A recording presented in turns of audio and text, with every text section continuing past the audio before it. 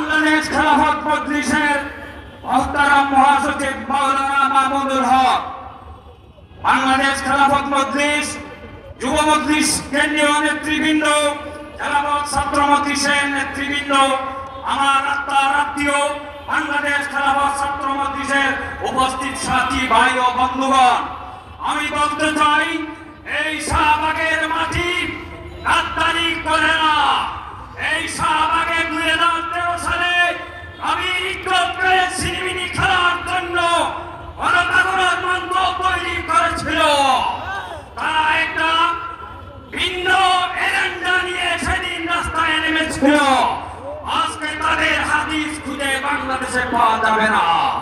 প্রিয় সাথী ও বন্ধুগণ, 2024 সালে সরকারের সর্বপ্রথম যে আন্দোলন শুরু হয়েছিল এই শাহবাগের মাটি থেকে শুরু হয়েছিল।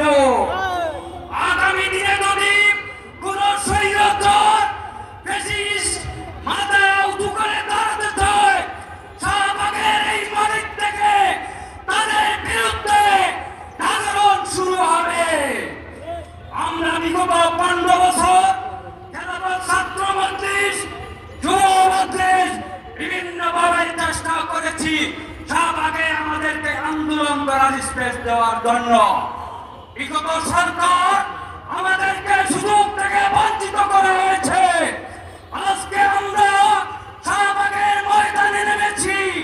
ভবিষ্যতেও দাবি নিয়ে শাহবাগের ময়দানে আমরা অবতীর্ণ হব। সংগ্রামী সাথী ও বন্ধুগণ, শিক্ষাই জাতির মেরুদণ্ড।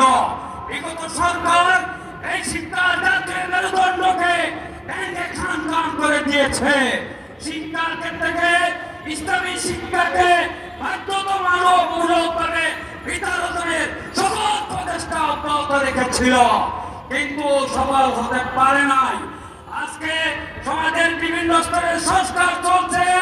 শিক্ষা ব্যবস্থায় সংস্কার করতে হবে, সেখানে আলেমদের প্রতিনিধি নিযুক্ত রাখতে হবে।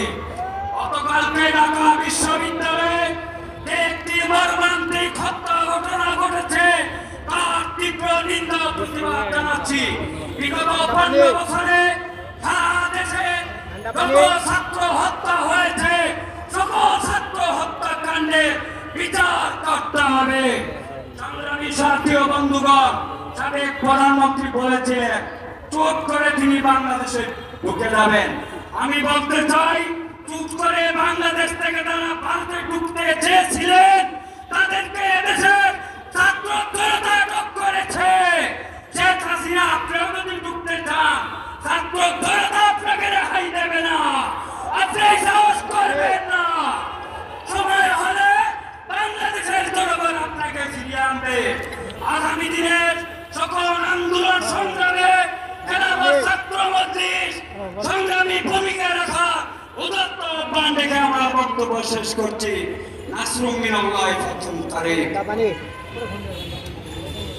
শিক্ষা সমাবেশের পর্যায়ে বক্তব্য